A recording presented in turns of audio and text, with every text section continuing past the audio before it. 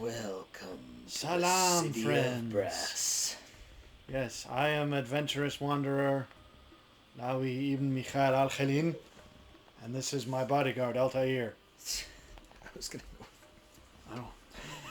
go. What were you gonna go with? Grigio. Well, that wouldn't have fit the theme at all. Anyways, yes, City of Brass, an unknown title, at least as far as I was aware. This is one of those games I got for free on Epic Games, or at the Epic Store. And the reason, if you go ahead and we'll start a new game, and the reason, I would recommend the Soldier. As you can see, I've been playing this a little bit because I got it for free. And I've unlocked a few characters. I find the Soldier to be the easiest. Because you can throw your spear. Something to be said No, about... that person sucks. Really? The Soldier, because the two starting people, there's the chick to the left is the starting person. I unlocked the Soldier just from sheer... Reputation is well earned, no place. This is a harder character, I'd like to point out. It even says that itself. Weaker than other rivals, but faster on their feet. That's not going to help as much as you'd think. Please trust me into knowing, because we are going to get collectively our butts handed to us, because this game is surprisingly difficult. I would go with Soldier because you can throw your spear, because the chick and the dude are the same. They both have sword and whip. I don't think there's any difference between them. The Soldier has the spear, which you can throw, which gives you a ranged element, which is vastly helpful. And I found I have gotten further with the Soldier. Soldier than any other person. So I imagine that this class would be interesting to play once you've understood once you've game. gotten good at the game, and I don't think either of us are going to get there, because once we get started, we'll see. I'm starting this time. Yes. So this should prove. So this will show, in contrast to last week, that you are not going to be good at this. But in fairness to you, I'm not going to do much better. And the caveat is, I literally have just gotten introduced to this game. I offered to just play and let you watch, but you said you were interested. Okay, so how do I go about throwing rather than? You hold the stab button. She'll raise it overhead. Then you let go to throw it. You have to account for arc, and then you either when she does that little hand movement, you can press I can just grab it again. No. Wow, they didn't tutorialize that. They said what you can do is you can press R, or you can just, once she's got her hand up like that, after she throws it, if you click the attack button again, she'll like summon it back with magic. Like when she does that little blue thing, press the attack button. Oh, see, that takes way too long. Well, but you're not always going to be able to get it with the whip that accurately. Maybe that's true, but I'm just saying, like, watch how quickly this... Well, yeah, but it's also consider that if you have it... Boom. It's already in But my that's if you hit it at objects, and what you're going to be throwing it at mostly is people. And they will either not be dead by the time you throw it, or they will be... So one thing I will say is... It's a gorgeous game. I was about to say, I like the motif. That was my first reception when I saw it. I thought, because for an indie game, which is what it was billed as, I thought this is... I mean, it might be more like... It might be more considered like AA than AAA. If you've... Yeah. Because it's definitely not a AAA game, but I don't know that it's indie in the sense of like... two guys on alternating weekends. No, it's not like Bendy and the Ink Machine. No, it's definite. I think this was a team of people, and I'd recommend... Well, actually, the timer's already started, so you might as well just see what you'll do. The Dead Sea Tupperware. Still good. Now, you'll notice the timer in the upper corner. That is something I did not notice the first... Oh, there you go. Oh, that's interesting. So this is what you would... Well, I think we're getting ahead of ourselves. So basically... I saw this on the Epic Store, and what intrigued me by it was the name I thought was an interesting name. The little thumbnail art, as we've established, the art's great, so the thumbnail kind of made me go, oh, that's lovely. You don't have any money. This is basically how you get your upgrades, as you wish for them in Genies. Those hurt you, of course, as you could probably guess. You can pick up these pots. Don't stab them. They're useful. You can either pick them up and then you can hurl them at people, and different pots have different effects. So this is a bomb pot. So if you toss it at that guy, it will explode. Hoy! Well, you're going to have to... Yeah. Well. Now, these guys are some of the harder... Yeah, these guys are... You can whip them to stun them. These guys are actually fairly... Some of the more difficult ones in the game, if only because they take... I mean, up till this far. I've only gotten to level 3. And you will see soon that that's not actually as much as it sounds. But they're pretty hardcore. I like... it's an interesting. The visual style is great, and of course, part of what sold me on it was in the blurb that I saw for the free advertisement, because I got it. It said like, "Oh, free this week," and it said that this was made by some of the people who worked on the original BioShock. And I thought, oh, that's interesting. And I thought, well, the it artist has a little bit of a yeah, BioShock and feel. You'll notice as traps. You're gonna have to be careful about traps. Oh, I didn't even pay attention. Yeah. You want to collect treasure, avoid traps, get to the end of the section before the time. Yes, before the timeout, which by the way is half run out. So you, like I said, you're not going to be able to indulge your explorer instinct like you might want to, because it's gonna. Once the time runs out, you basically money is how, of course, you buy upgrades. So you want to get. You kind of want to strike a balance. That's the question. Yeah, you want to. Oh, that was a big chest. Big chest. You can open that. What?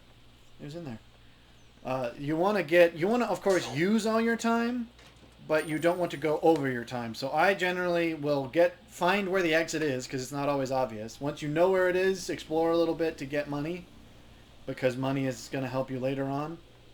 And then you want to get out. Don't hit that environmental. So that's not a pot you can pick up. That's an environmental pot. Yeah, there you go. And so if there's dudes standing next to that and you whip it, or in this case with the spear, if you throw your spear at it, they explode. Like those ones just burst into flames. Some of them explode. So there's environmental tricks as well. Your whip's not as long as you think. You're going to want to just get your spear back and whap him one. So the what are you? Yeah, some kind of weird half man. Oh, and the guys laying down are often deceptive, so you got to be careful of that. We are on 1 heart, by the way. Wow, I barely got that. Well, you walked into that trap. Well, that was true. And the traps are pretty damaging. But anyways, made by the same people, or some of the same people who made BioShock. You're getting awfully close. And of course, the art. You're worrying me with how close you get to those things. The art is quite lovely. I even like the moment-to-moment gameplay is great. There is a niggle that we will see as we get through it that ultimately makes this a game I'm not that crazy about. Interesting. Which is a sad thing, because I think it really is... Is there an upgrade that is... Yes, that's a lot of money, but I guess you're low on hearts, so you might need it. Now, we are very much out of time, so you're going to want to book it for the exit, which means we're not going to get much money out of this round, but of course, that's... So I'm gonna have to. You can stun people. Remember that's one of the things. Now I don't know if the swords does this too.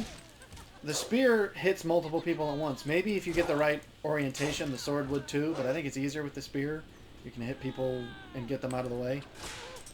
Like smack that brazier. Whip it with your what? The that's what they call them. The weird little brass fire starter holder. Because when you hit those, they burst into flames. Some of them explode. They just look different. You have to... This is a lot of guys to be fighting, and we don't have the time. I'd just run away if I were you. Well, where's the door? Well, wherever. You just have to follow where the arrow points. And I mean, so it's difficult, but it's fun. Where it's like you run around, you try to grab treasures while also not dying, and you have to learn how to maximize your time between treasures and exploring. Now, you don't necessarily want to go drinking every potion you find, because they're not all helpful potions. I saw that. Run, just run. Oh, there you go. Well, you found the exit. Warrior Archer. So there you go. As you can see, as I said, it's a pretty roughly brutal, difficult game. Even I struggle with it. That's not terrible. But the point is, you'll notice you had 4 hearts, and every level you start with the health you had last time. Oh, that's... And they, of course, only get more complicated and more traps and more enemies. So it's a... Basically, this is definitely taking a roguelike. All right, I'm going to take one more shot at it, and then I'm going to hand it off. Yeah, so it's definitely a roguelike, which I have mixed feelings on the genre. I like some of them, but I think I feel like the best that I've ever seen in that genre is probably Uncharted, but that is not a roguelike. Roguelike meaning when you die, that's it. As in when you die, Uncharted you start. Definitely has that. There's no checkpoint in this game. There is no checkpoints. Even levels don't count. Oh, really? When you die, you restart. That's the epitome of roguelike. Well, that's annoying. Yeah, and ultimately, I think that's what lets this game down, unfortunately, because I quite like... Oh, trap! Ooh, well, You have to take. You at least you skirted have to it. step through it. No, you can whip it to make it go up because it won't hurt you. If the spikes are already up, you That's can a walk little between bit. them. I mean, it doesn't look like you walk between them. That's kind of that's what it looks like to me. So if the spikes are already deployed, they won't hurt you because I guess the tips are what hurts. But it's definitely a difficult roguelike, and I don't hate all roguelikes. I think this taught me that I don't much like roguelike action games. Because the point of this is 4 hearts is of course not a lot. It's definitely a challenge even to get through. I think that's on the other side. You had a special potion. But it's definitely a challenge to even get through 1 life without getting hurt, which means, you know, with as many lives as there are, it's just you're going to get worn down repeatedly, and the opportunities to find health are not very frequent. Throw your thingy at them. Oh. Yeah. Some of them are weaker, some pots are better, like some pots explode like we found. That one I think was just the stunning type. The green ones I think are stunning pots, so I don't generally use them. The black ones are the best because they explode. I'm finding that the whip is really the best first response to... Yeah, you whip them to stun them, then you get in close. Okay, and, well that was... Well, that wasn't that helpful anyways. That's just a brick wall. It's telling you to go that way. No, it's not. Well, not directly. The arrow is as the crow flies. It's not going to point you through the hallway, so that door you passed is the one to go through. Get your thingy back. You're going to need it. What thingy? You don't have your spear. So anyways, I think it's fun in the sense of run, grab stuff, fight a little bit, you know, explore, try to get what you can and get out. The problem I have with it is that every level you don't save after every level. I mean, you can save, but it's saving and quitting. So you can save once you finish a level and come back later. The interaction of the people thus far inherently isn't difficult. It's not... No, but it's not that they're difficult, but when you get a lot of them, which you will in later levels, even you know, a handful of them is something of a challenge because they have different attacks. So these guys are just plain stab with swords. There's guys that charge you from a distance, so if you don't see them coming, they'll just smack you up. Some of the guys have harder health. The arrow ladies shoot you from a distance. So, I mean, if you get into a spot with a bunch of them, it can get a little hairy. Oh, see, there's a bomb pot. Throw it. Oh, I think you gotta throw it at him. Bomb him. Ah, you're gonna step. Ah. Traps are gonna be your worst enemy because they're, admittedly, like you say, if you know what you're doing, the enemies aren't that hard to avoid. Traps, again, if you're careful for them and looking for them, they're not that hard to avoid, but they're always placed in places that make them difficult. I wouldn't throw the spear unless you have to because it does take time to bring back. See, and I'm a strafer, so the traps I think are going to be my worst nightmare. Yeah. Well, the traps are certainly everyone's worst nightmare. And then, yeah, so guys just pop out. But, like, so things like this or Enter the Gungeon, which is another game I actually got for free. I think we should do that one sometime, too. Because I have similar opinions about it, slightly different, in that I like the moment-to-moment gameplay. It's fun to, you know, swashbuckling, run in, whip a couple guys, stab someone. You can get some fun combos going if you plan it out ahead of time. You know, throw a flaming pot at a guy, whip his friend, stab the person closest to you, and then zoom out of there on one of these little rails. Okay. Oop. I think someone was behind you. Oh, there was 2 of those. A trap. I didn't realize that there was 2. You'll see they're all over the place. Well, and it seems like each Gonna try and... of the... Oh, what have you done? You disconnected it! Alright. This laptop we're using is a pile of rotten cheese. Because it's the only one I have and the battery seems to be going out. So if the cable gets unplugged, it will refuse to function. And then will refuse even further to charge again once you try to plug it in. So I find that it's useful to drink potions at the start of a level, because it will explain what it is. Mm-hmm. Because unless you've drank it before, it'll just be a mysterious potion. Again, a very roguelike. It's kind of like Binding of Isaac. We eat the pills. So they can sometimes be helpful, they can sometimes be harmful, which is why I don't generally use them in the actual levels, because they can do more damage than good. But when you do it before the level, you might as well, because it lets you know what they are, and then that might, you know, then when you find them in a level, you might actually be inclined to use them if you know that they're a helpful one. I'm playing now, after the technical errors. I'm smashing up all the furniture in here with my weird potion. That's kind of funny. I have completely forgotten what we were talking about. We were talking about roguelikes in general. Well, just I the thought idea. we had moved on from that. Yeah, I mean, we had briefly ended that conversation before things happened. So yeah. Well, I'm not. So, anyways, I'm not a huge fan of roguelikes just because.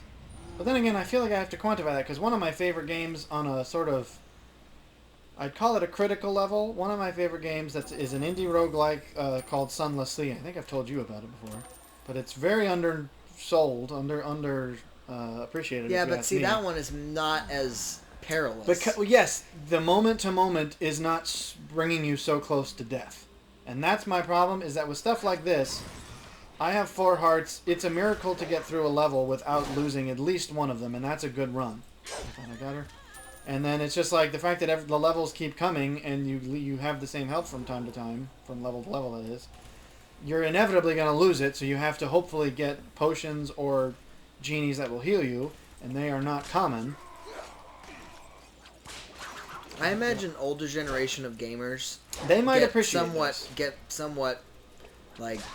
Because here's the thing, you young whippersnappers yeah, think that saves are important. Well, and we used to have to play through an entire game in an arcade. Well, and yeah, and that's, I mean, like, that's a thing that it's a valid thing if this is your kind of game. But I grew up in, you can't fault me for the fact that I grew up in a much different era of gaming. Oh no, don't get me wrong. I'm not a part of that particular era. I'm just suggesting that there may be. No, of course there will be, and I'm, whatever.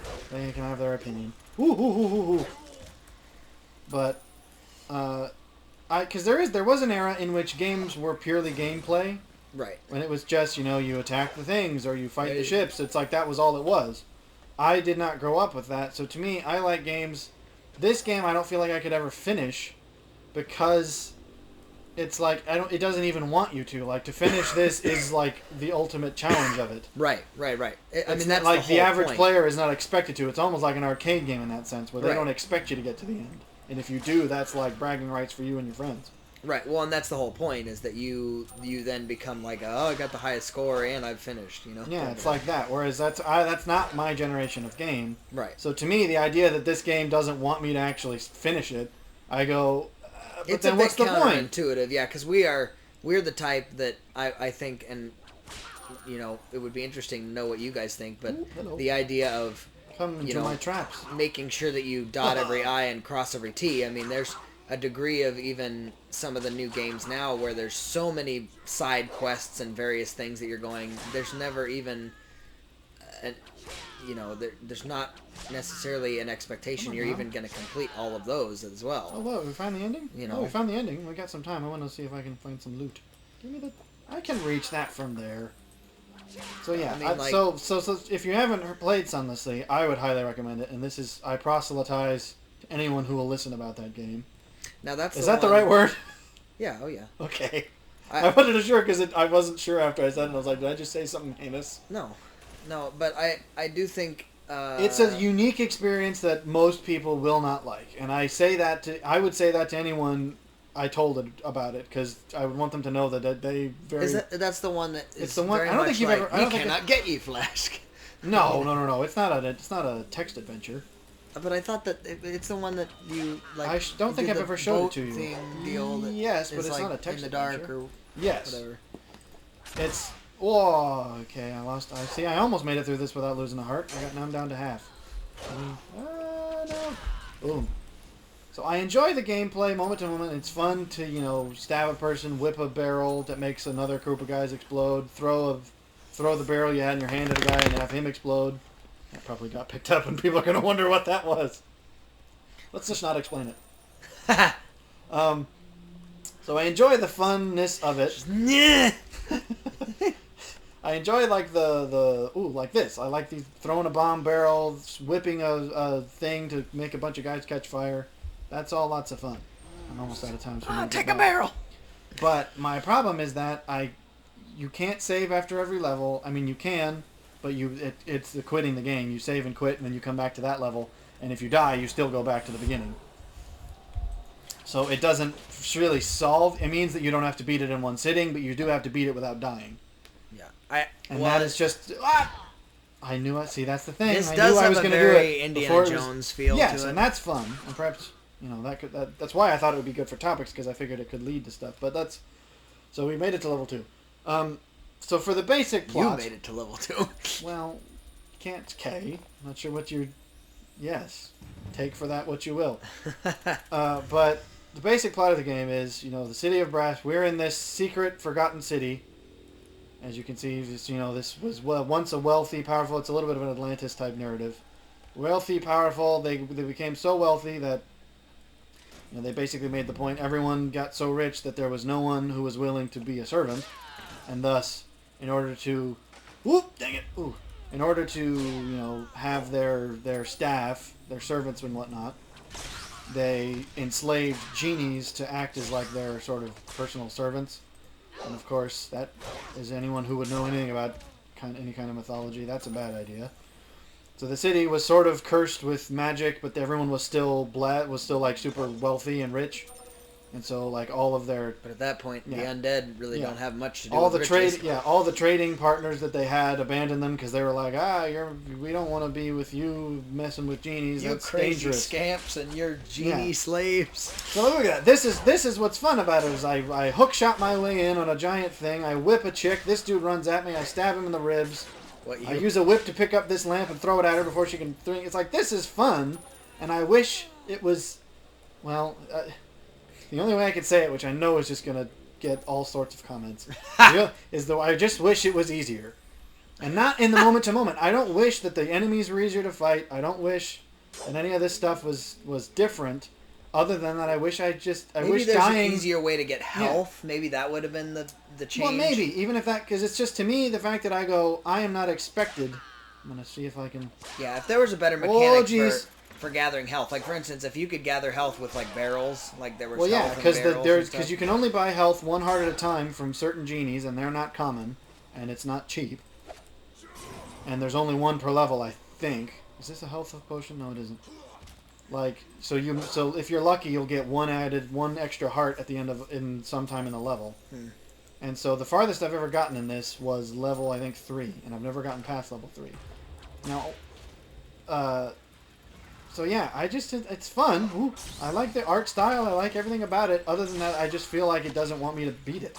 Yeah. And to me, from the era of Tetris, where you weren't, where it's like the game was never meant to be beat. It was just meant to be harder and harder and harder until it's almost like it was meant to just be the challenge. Or even back, there's a degree of like the old Space Invaders, or it's like there was a generation of game that was just do a task until you fail, and that was it. It's sort of the arcade generation. Right. And that's not how I grew up. So to me, because I think I can't win this. Our generation of gamers are completionists is the problem. Yes, and I think that's a topic I figured we might get into, is the whole, there's the threefold theory of what makes threefold path of gaming. Yes, there's the sort of 3 perspectives on why people play games.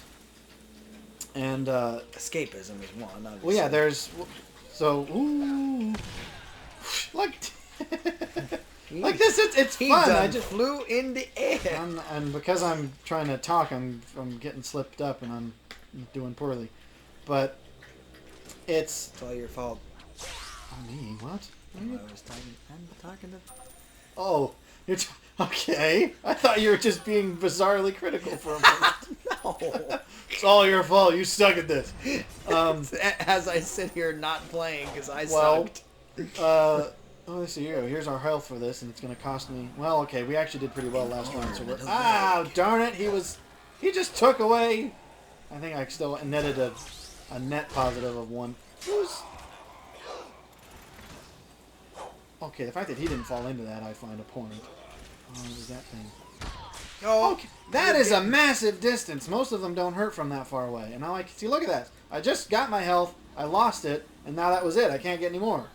You can absolutely... Oh, you can't get it again? No, you can't repeat by. What kind of... See, okay, now they really are trying to make it a little bit impossible. And that's the style of game. It's the roguelike style, and I like roguelikes when they're story-like. Oh, that's what we were talking about, Sun of the Sea. Sun of the Sea here's me proselytizing. Well, no, we were again. talking about the threefold thing, but well, I'll come back to that because I want to proselytize. We'll circle back. Sunless Sea is a great game, and the whole point of it is you are exploring the ocean, and you pilot this little boat, and it's got what makes it great is the writing in the atmosphere is awesome.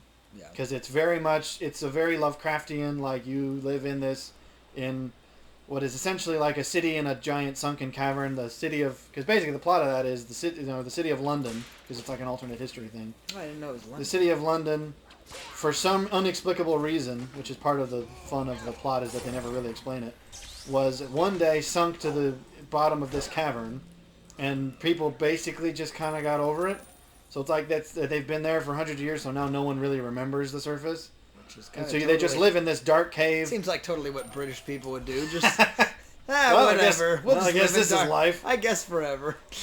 Yeah, so it's like, I just realized that we're not. I don't know where the end is, and I'm low on health, and I'm about to get attacked by the closing monsters. Because if you haven't reached the end by the time the time runs out, basically unkillable magic monsters appear and attack you, and you can't actually kill them. You can only avoid them. So it's basically forcing you to leave the map. Okay, you acted like then you would just immediately like time out or. No, you can still succeed after the. So really, I knew that was going to happen because the problem I always forget with those is that they trigger when you're over them, not necessarily if you step on them. So I always think if you jump over them, but they still go up if they do that, and they kill. So anyways, Sunless Sea is great because it's about story, and you're expected to die because it's very much the old school like Arkham Horror or the games that were based off of Lovecraft stuff. Where it was like the old board games, where it's like you're expected to die, you're going to encounter things you couldn't possibly have predicted, right. And yes, there's skills like you can if you plan it out right, or maybe if you have good intuition, you can sort of avoid the worst stuff, but you're always gonna interact with something that's going to be negative, and so if your captain dies because you are the captain of the ship, you lose all your progress and the world resets, but one of the things that's about that is you can save one element from your previous, because they talk about like your successor. You can save one of the things you gained, so like you can save the map that you created, which means the map doesn't change, or you can save some money or some weapons you got for your ship, and that sort of passes on to your next captain. So it feels like there's constant progress even when you're dying, and they even say that from the beginning. It's like you're gonna die, and that's part of the fun, and hopefully. What you learn from dying a lot will eventually help you succeed. But that's not the case with this, because it's not about learning, it's just about getting better. Yeah. At a thing that's already pretty darn difficult. Right. So it's like, yes, I'm sure, and I mean, yes, you do unlock stuff like we're playing as the soldier, which I didn't have initially, and I find a little bit easier. So theoretically, if you play it forever, you'll eventually unlock, the god tier character who can just whip through. But it would take a great deal longer, I wager, than it is, because it took me... I've played through Sunless Sea several times, and I think I'm on Captain like 10. I assure you, in the few days that I have played this, I am beyond 10 deaths.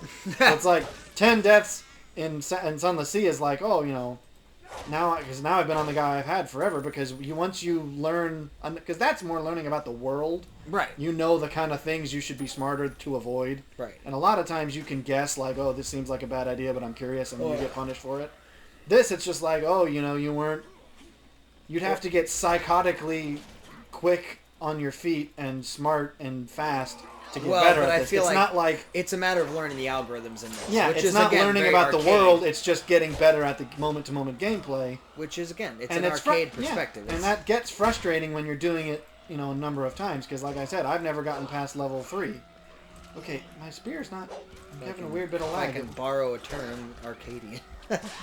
I don't know that applies in the same... It doesn't in the same sense. That's why I was joking. Anyways, there's my rant on Sunless Sea and why it's great. And you should play it, but you may not like it, and that's fine. I just like to gush about it. Anyway. The I would Threefold... like to look at it. I don't know that it's not terribly well suited to this kind of an experience, because it is a little... It's very much about reading, dialogue trees, and... I got a health. And, I thought that was a barrel, and that I just lost the health I got again. So I'm not sure it would work for this. But anyways, the Threefold gaming path. Basically, the theory, and this came from, I don't know if it came from him, but the first time I heard of it was from Game Theory way back in the day. Because they did sort of like a special thing where they had all the various hosts that they had at that time. And it was basically the different reasons people play games. And the one, trouble is because I'm distracted, I'm actually forgetting what some of them were. One of them was completion, which was like, I like, it's very much a stats thing. It's like, oh, I beat the game. I wanted to put my name on the high score list and said, look at me, I did it. And I win. There's that kind of gameplay. And those are the kind of people who would probably like this because they're going, hey, this is all about skill and I get to brag about it when I beat it. There's the other ones which are like the narrative, the story people. And that, I think, is where we both grew up. Yes. Is that I want to complete the game, not because I want it to be like, oh, check me out, but because it's a story, and I want to get to the end. And this, I feel like I'll never get to the end of the story, because the game doesn't want me to. I feel like games have that was level 1. I thought that was level 2. Did I? Yeah, you died back. Clearly I died when I wasn't paying attention. The median... I think the medium of, like, books, for instance, in telling a story, in the same way that they're experiential, I think the games kind of evolved into that, because initially it was very much a kind of point-click type of thing in an arcade sense, but now it's definitely a good game, or a game nowadays that has success typically has some sort of actual linear narrative. Well, yeah, because I think... Because back in the day, part of it is that they couldn't do narrative back in the day because that would have taken way too much space on a disc. Right. Or even before disc, it would have not fit on a cartridge. Well, actually, I'd say the cartridge, there was like, N64 is when they started to be able to get to that. There was, yeah. And then, of course, there's exceptions. Like there was, I just picked up... Loose exceptions as far as... platformer games you could, I suppose, argue could be narrative, and some of them had story, but they were very much... You got to the end, beat this guy, woohoo. Yeah, exactly. There was not much of it was not a narrative story. It was just, Sonic beats Eggman, Mega Man beats whatever his guy is, and that's it. There was not nearly for example, BioShock is a great game with a great story. Yeah. And I would say most people, obviously the gameplay is fun, and I'd say the gameplay is similar to this, where you've got the special abilities, you've got contextual stuff. And I can definitely see where, on a spiritual level, you can definitely see the influence. Yeah, for sure. But the problem is, there's less of a story other than there's this city that's cursed, but we're not interacting with that on the day to day. Right. These people all used to be, people who lived here, and but they're. It's hard to sympathize with them when they're just zombies. It's not like, Rapture... I mean, yes, there were the Splicers. You didn't really sympathize with them, but there were still vaguely human people there. It's like you had... And even though they were whacks, like Sander Cohen you don't sympathize with, but he's an interesting character. Right. And it makes for an interesting experience, whereas this, I haven't found that. Now, admittedly, as I said... you feel like you somehow know the characters individually, whereas these are just kind of faceless... Yeah, they're a little bit... and there aren't characters so far. I mean, we're only fighting... Maybe there will be, as I said... only been through to level 3. Right. And with that, I suppose I should fess up and come clean in some sense. There are, if you look at the mid mission, that was lucky. If you look at the mid mission, between level progression map, you can see which level on and where you're going. Every couple of levels, I think it's every 3 at first, there is a sort of mini boss that you have to defeat in the next level. I wonder whether that actually... And I wondered that. I thought maybe there are saves there. Like if you get to this level, you'll start from level 4 after you've beat level 3. Right. And that would change my opinion somewhat. But the fact of the matter is I've still never beaten one because the bosses I find to be entirely obtuse. That may just be me. I finally got... Because I was playing it this week because I wanted to confirm this before I showed it to other people. Because I didn't want to have people be like, oh, you didn't know that? Once you get there, it's done. But the problem is, of all the time I spent playing it this week, I still never got it. And I got to the boss several times. Right. But the trouble I had is literally I wandered around it going, okay, I'm whipping it, I'm smacking it, I'm throwing stuff at it. And I never got it. I never even thought I was hurting it. And as far as I know, I still haven't. And I even got to the point where I had to look it up and go, okay, what is there a secret, like you have to find this thing that helps you beat them? Because if you can beat them with stabbing and whipping, it is not clear. Yeah. It feels very much like you're not having any effect. Right. Ah! That's the first time that's happened. I've never encountered trapped cursed chests. That's new. That sucks. Wow. I wonder if there was some... I don't think there was any indication of that. Oh, we found the end! Yeah, you and me can deal with stuff later. But yeah, so that's... I forget what the third one of the tripath of game. But the story is where I hang my hat. Oh, so you'll notice we're about to do a boss level, because of this little thing. And now I know... It's kind of setting it up like the boss maybe actually. Yeah, and I wanted to confirm that. So maybe we'll use this as an experiment, because if it is that, my opinion will improve. Not a lot though.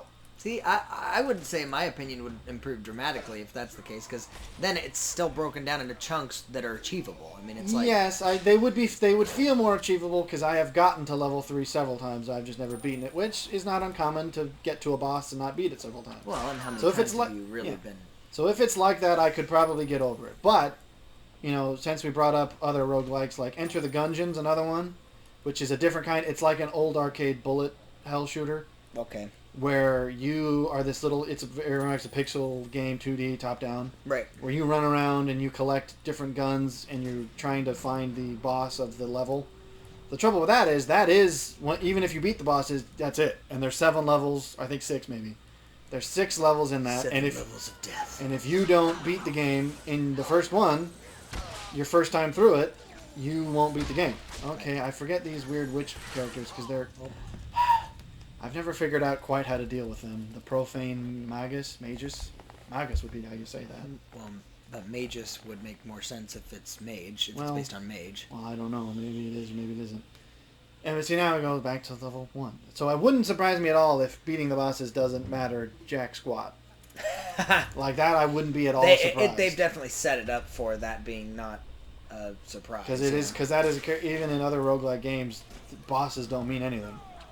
Other than here's a harder character to beat. Well, yeah, and so that's why I think Enter the Gungeon is another game I think is very fun on moment-to-moment gameplay. It's just I know that I would never be able to beat it. Well, and Minecraft's a bit of a rogue, isn't it? I mean, like if you're playing in an no, because if you die, whatever, the characteristic of a roguelike is when you die, that game is over, and you have to start a whole new game. You can do that in Minecraft. Isn't that true in Minecraft? You can do that. You can play hardcore mode where once you die, you have to start a new world, but that's not the default. That's an option you can activate, and it makes it clear what it is. Right. Like if you die in normal Minecraft, you just go back to what? You just die. Ah! I'm being attacked by floating skulls. If you die in normal Minecraft, you just go back to your last respawn that you saved. Mm. So, I've played Minecraft like that, but then again, that's not nearly as difficult. In my opinion. Again, it's the pace, I think. Like, this is a fast pace. You have to be quick, run around. You need to collect treasure, but you also need to not get hurt, and that makes it very difficult for that when the stakes are so high. Minecraft, if you know what you're doing, and when you play hardcore, it's not at all impossible to not die. This kind of also has a little bit of a Prince of Persia feel. Definitely, yeah. Well, just that's the Arabian sort of setting. Well, but I mean more than that. Like the actual whole whip, and you're flying across the little, the little hook sections. That's very much a Prince of Persia thing. Yeah, I'm not much familiar with the Prince of Persia, so I couldn't say more than just. Not the movie. I mean the game. Well, yes, obviously. I know, but I can't comment. Oh, I see a health thing over there. So, anyways, I like this game. Conceptually, and I think it's beautiful. So, I mean, props to the guys who made it. It's fun to play, and it's quite lovely to look at. Well, there's something to be said for me about... and here's the thing, Sunless Sea does this, where you can play, and it kind of talks... It doesn't talk down to you. It kind of says, you can start at the beginning and say, would you like, save mode, where you can actually save at certain places to save your game in Sunless Sea. But it will say, that's not how this was intended to be. And once you do that, I think there's some consequence, like you lose some of the... I forget actually what it is, because I've never done it. Oh, you already did. Oh, you did that. So it's like it's something like you don't get as much experience or stuff Like you lose some experience points whenever you for that. But that's fair because I go, if you get frustrated by that but like the moment-to-moment gameplay, that's a trade you'd be willing to make, and I'd be willing to make it in this. Because the world is fun, it seems interesting. I actually think that, as simple as it is, I think the narrative is interesting of the whole, Yeah. Well, I was going to say, city stuff. it's, as long as the story / environment is compelling, I actually can get over a lot of the difficulties of games as long as it's engaging in the moment-to-moment gameplay. Yeah, and this is. So I think Very if they much had so. a mode that was like, you can save after every level, and maybe you there's some experience or money penalty, then I'd go, you know what, that's fine by me, because I'd like to get through this game. Yeah. I'm not willing to, sit however long it would take me to do it. Right. So anyways, we ended up talking about that for a lot longer than I expected. I thought we might run out of stuff and need to move to topics, but I mean, we still got a little bit of time, but... About 20 minutes? Yeah. I had one of the things I thought of, because at the risk of sounding a bit perhaps pretentious, I would say you and I are somewhat culturally savvy folk. Well, I think not pop culturally. No, I mean culturally and literal, like, cultures of the world. Proper culture. Well, because I no live... offense to those that are into pop culture. I don't... Because I have obviously lived overseas for most of my life, and you've traveled probably more than the average person has. That is true. So I think we have a decent... Plus, we're both sort of history buffs for various periods and have our own sort of unique... Oh, that was interesting. He killed himself on that trap.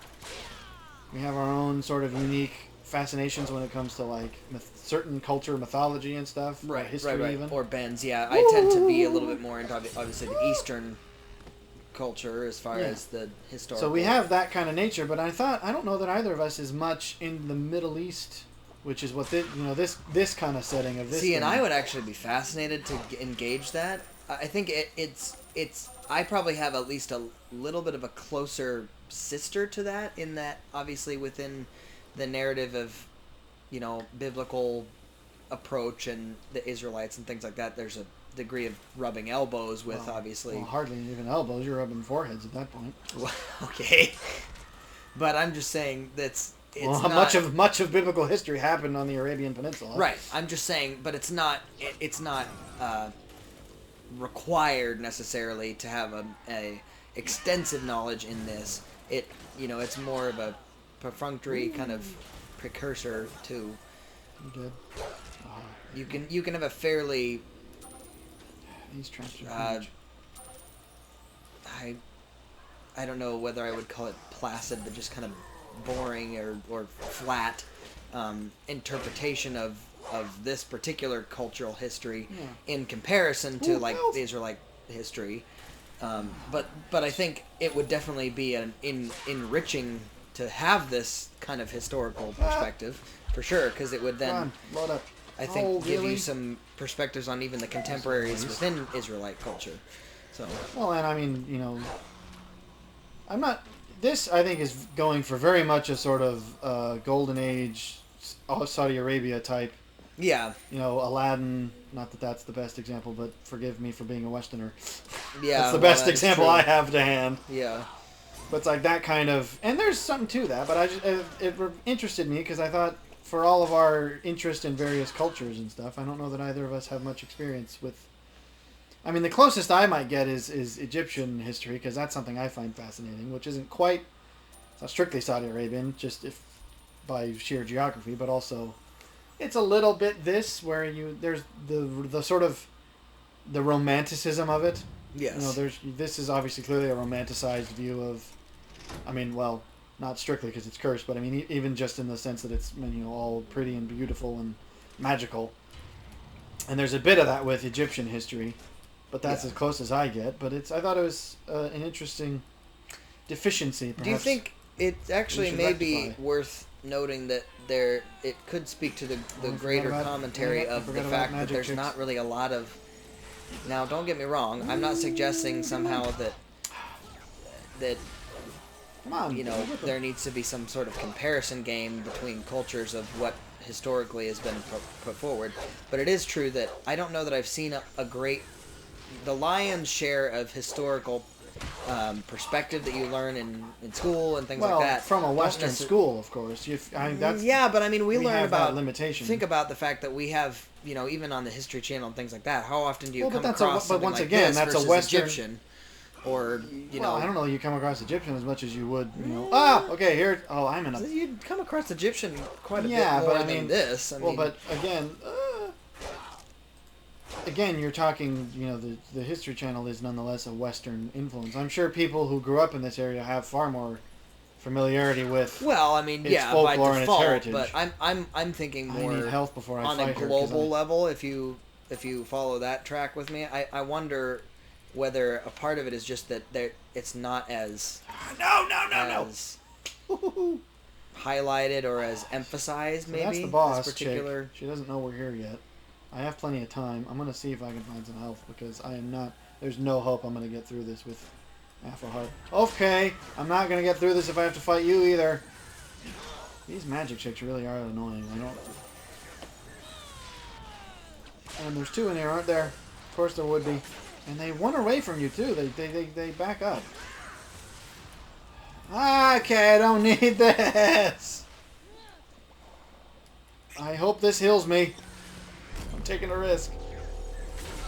Oh, well, risk did not pay off. I thought I was going to say something, and I don't think I was, because I've completely forgotten. Well, I'm not. I'm just suggesting, and it could be coming from my limited kind of Western perspective. I know that there's. If you looked for, I would agree. Ooh, okay, we got some kind of new. Like even on the global internet scale. But even then, that's influenced by the things you have already looked up. Like I know, I have perhaps come across some of it, but only because, like, I know that there is definitely Western or non-Western, like Middle Eastern literature and even classics. Ooh. There's that kind of stuff. Ooh, okay, so this new spear does good work. Like, there are such things. It's similar to, like, because you have to consider India would be... It's not strictly Middle Eastern, but it's... I guess that would be more Eastern, wouldn't it? I wouldn't call it Eastern, like, in the sense not that in the Oriental Eastern, like Far East Asia, but it's I'm not sure if it... I'm not even sure if it geographically qualifies as Middle Eastern. No, See, now it's a hard classification. Yeah. Because, like, of course, there's the Hindu scriptures, which are massive, apparently.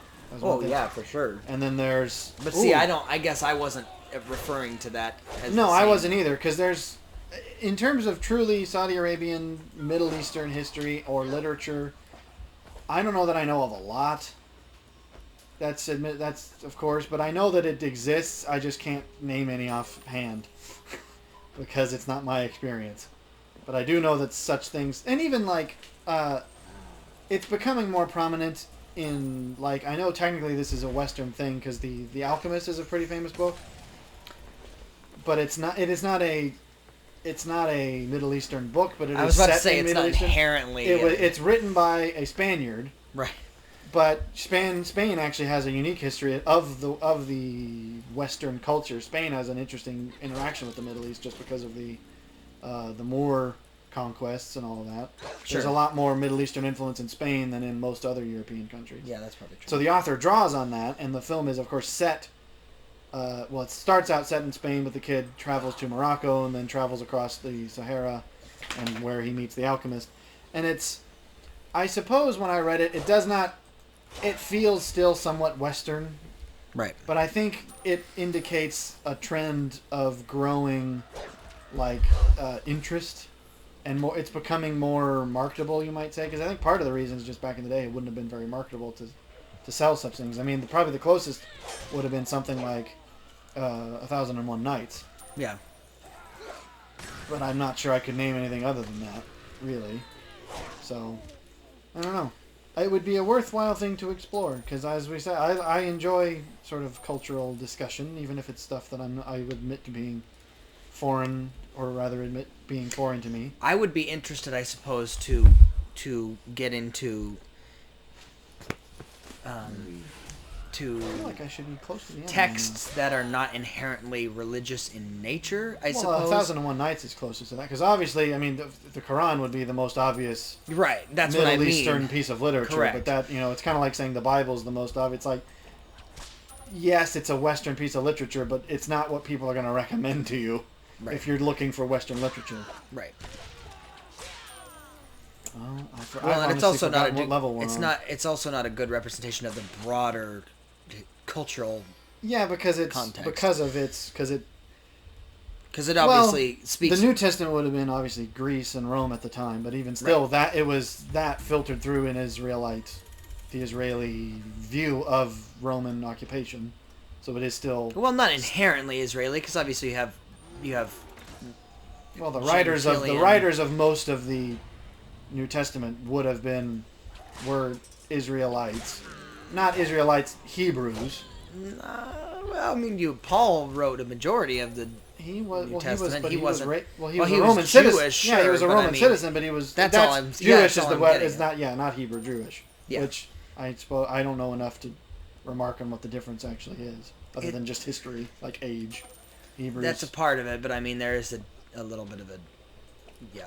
I wouldn't. Yeah, that's not my expertise. But anyways. That's not important. By the way, Alchemist is an alright book. I don't quite get why it's so popular. Oh, that was a topic I had.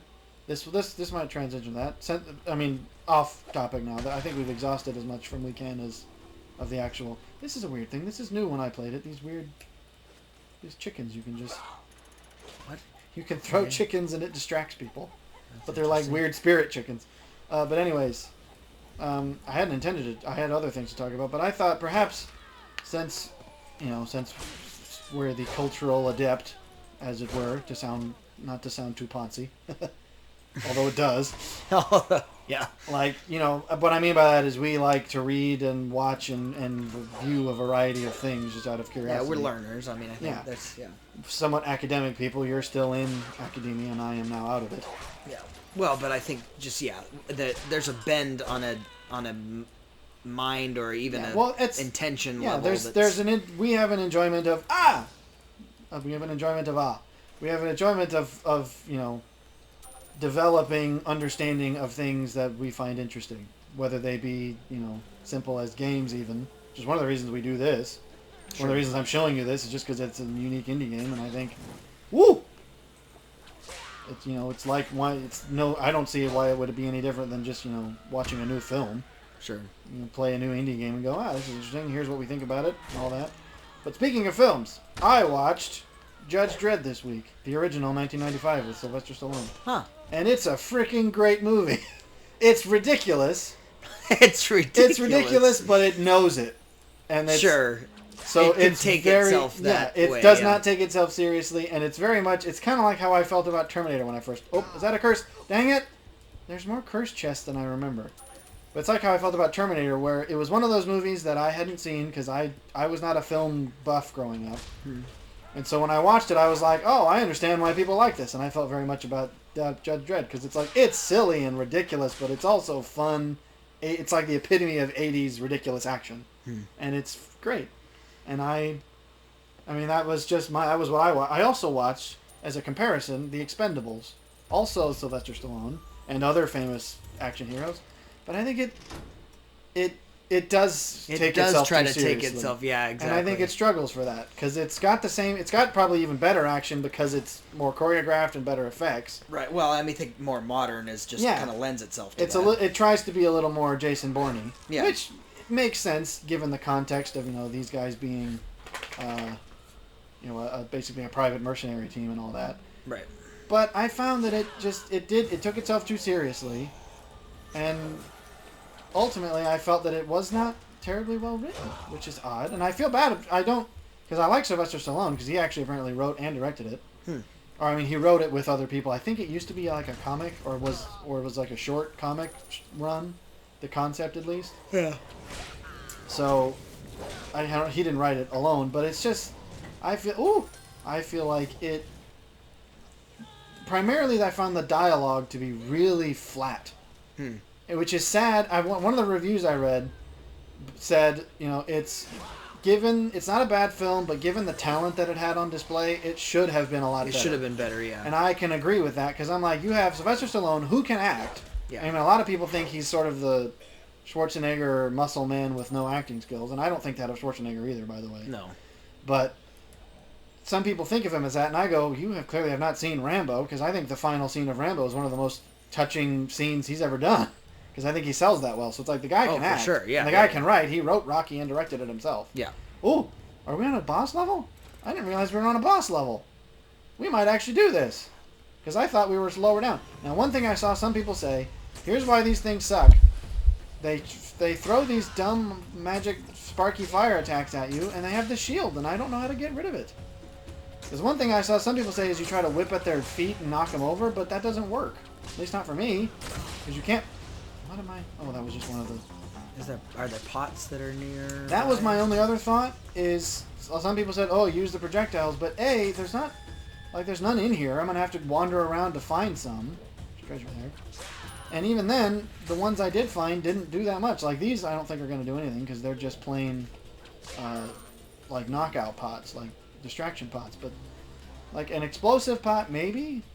But I don't see any explosive pots. And I'm seriously going to have to traipse all over the whole... Like, maybe fire. But, yeah, this is part of the reason, is that I go... It's not just that the bosses are difficult, it's that they're obtuse. Like, I don't even know how to fight this thing. Because I come across this, and the first thing I think is, okay, whip, spear, neither of those works. And then if neither of those works, I have no recourse. Have you tried just like brunt force charging it? I mean, as much as I know, I can't do that because I don't have enough health to withstand the damage they put out when you're that close to them. So the only thing I have not explored thoroughly is the projectile option. That's because I didn't want to. Did I miss this? Because I could use this. Oh, great! Okay, I got some health. That helps. And I found an explosive pot. Oh, I can't use this on you. Sorry, I got a bigger fish to fry. So I felt like, you've got Dolph Lundgren, Sylvester Stallone, who else? Terry Crews, like a bunch of high-name guys from the action movies quadrant. And it's a prime example of a movie that assumed that the actors could carry the wait, go back up and push J. No, I already did that. I fought her before, and all it says is, oh, she's a powerful mage and blah blah blah. It's just a backstory. It doesn't give you any hints. And so, like, I've thrown a fire pot and a bomb pot, and if you're going to tell me that I just have to keep doing that, they don't look like they're hurting her much. Yeah. And I wonder whether it's just the shield, like, eventually the shield goes away once you do that can I knock like the shield away? I once, when I was doing recon on this, I literally just spammed whip and spear, and, I wandered around her several times, and it never seemed to do anything, so... I'm going to pursue the projectile option, but if this doesn't work, it's like... they expect me to crawl through the whole map finding every single projectile? The shield doesn't even appear to be getting weaker. So anyways, an interesting comparison. I thought the 80s movie was better because it didn't take itself so seriously. What am I getting shot by? It probably didn't depend inherently on the actors. I think now, modern movies... Sylvester Stallone. See, it's like that. I don't even know what hit me because she wasn't in the middle of an attack right there. Crazy. I'm just saying, modern movies, especially in Hollywood, it is endemic that they have now shifted to like saying, hey, actors are the ones that carry the movies rather than the dialogue and the writing. Yeah, that's the thing. It didn't feel like it was written to suit any other characters. Like, Mickey Rourke is in it. He's sort of a side character. And he probably is the only one that actually has some decently motivating stuff. Yeah. Well, I figure. I was going to let you have your talk because you also mentioned something. But... I'm going to let you talk about it because I'm trying to not get killed by the kamikaze armless man. No, I mean, that's all I was going to say, is that I think that there is a shift away from the actual... And that could actually be said of games, too, where there's now a concerning shift away from good script, and people just go, it's got great graphics and gameplay, and it's like, that doesn't matter, or the gimmick problem endemic in like the COD games, where it's like, we have just one set piece we put in the trailer, and that's it. Once you get past that part of the game, it never comes up, and that's what happened. Yeah. So anyways, that's my sort of culture of the week, was those two films, and that's fun. And you mentioned you read what was it that you read recommended to me? Thomas Paine's the yes, and that's the actual title. Common Sense, wasn't it? Yeah. And that's sadly the founding fathers' wisdom is so lost in our. Well, yeah, and I'm going to agree with you, but I still have not yet read it. It's one of those on my list, but I don't have it. Well, I do own The Rights of Man. I still have also not read that. I have a lot of books to read, and so I feel there's a bit sheepish to admit that I have not read that, but I do intend to. Yeah, no, I was going to grab a quote that I thought was specifically helpful on that particular topic, and it's what actually initially drew me to reading it. And you're saying it's a short book. I wasn't aware that it was so it's short. more of a. It's not. I don't know that I would even call it a book. It was more of a... Well, because it was originally distributed as like a pamphlet. Pamphlet, like a pamphlet. yeah. Oh, yeah, absolutely. And it was about, I want to say it was about 75 pages or something of that nature. But yeah, just good stuff. And again, I think it deals with the... Common sense, even. Yes, but it's there's so many people that want to... So many people for whom it is not common sense. That want to fault the founding fathers for essentially their own cultural biases, essentially based on their context. And I go, you can't backdate history and say, well, they should have known what we know now. Well, that's not fair. The sort of social anachronisms, I call them. Right. I don't know if that's an actual term, but it makes sense to me. But the trying concept to apply modern sensibilities to people who aren't modern. Right, and I go. And that's very endemic these days. The things that were said were very much echoed the intention of really what even the Constitution, obviously, as he was one of the founding fathers, that they really. Yes, indeed. Like, did he sign this? I believe he was one of the signers. Yes. Well, there you go. History, the more you know. But the idea that he understood that government was there as the concept always was the more minimum or minimal the government could be, the better, because he essentially says it's either neutral at best, and in that it functions in the context of accomplishing something for the people, or it's bad. Yeah, because of bureaucracy and all that. Correct. Well, because I do own The Rights of Man, which I yet have not read. But that's a similar concept in that book. And I do intend to read that. But it's I'm going to find the quote specifically, because I know I saved you do that, and I might just hang back here, because I'm probably not going to get to the end of this level. So we'll just sit here and appreciate. I like that the time changes. Every level you get increases the day a little bit. So it's like we started in the night, now it's the morning. Oh, we keep playing, we'll get to the this was evening. actually, I know why. It was because he was talking about government, but as we so value logic and reason as far as our kind of one of our basic foundational building blocks of conversation, and I would argue just debate in general, which we can get into a whole nother topic about why debate is lost in our current society, because logic is lost, obviously. But I think Thomas Paine hit the nail on the head. He said, to argue with a person who has renounced the use of reason is like administering medicine to the dead. Or he goes a step further and actually says, or trying to convert an atheist using the Bible. It's like... I have heard that quote. I didn't realize that came from that book, so there you go. Yeah. I had heard that. I just saw that because I have a whole collection of quotes from people, so there you go. So, a lovely game, and I mean the creators, no disrespect. It's beautiful and it's fun to play, and perhaps it's just me. Maybe I'm not a fan of roguelikes unless they're the more story, slower roguelike. I mean roguelike has become a genre in of itself. So maybe these kind of action platformer arcadey roguelikes just aren't for me. But admitting that, this comes as close to getting me into them as anything probably could, because it's gorgeous. I'm sorry. Fun. That one is actually on his other pamphlet, The American Crisis. So that was... well, whatever. Sorry. Equally worthy. But anyways, I think an interesting sort of diversion here. Yep. I like it, but not a lot. Not a lot. I don't like it. But anyways, perhaps that'll do. Thanks for joining us again, and I don't know. Toodaloo seemed I don't know. like I don't know the what only thing that popped I don't know what in the opposite of shalom is. Is that also goodbye? It can be peace. It can be. Is It's it really like, it's like kinda aloha? It's kind of like arg, except for So Persians. so it's just okay. So I'll just say aloha. Okay.